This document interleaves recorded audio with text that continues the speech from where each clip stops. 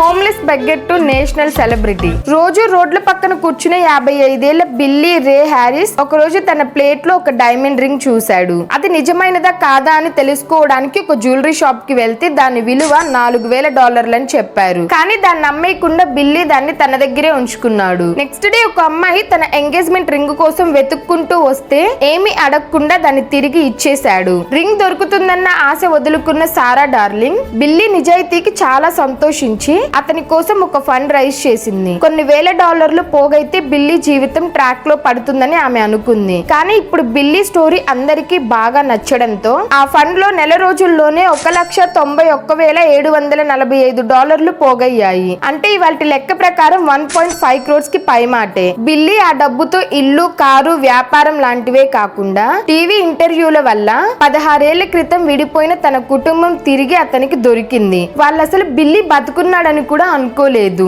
దీన్ని కర్మ అనుకోండి లేదా లక్ అనుకోండి. ఇది బూమరాంగ్ ఎఫెక్ట్ అని మాత్రం చెప్పొచ్చు. మీరేం చేసినా అది మీకు రెట్టింపు స్పీడ్ తో తిరిగి మీ దగ్గరకు వస్తుంది.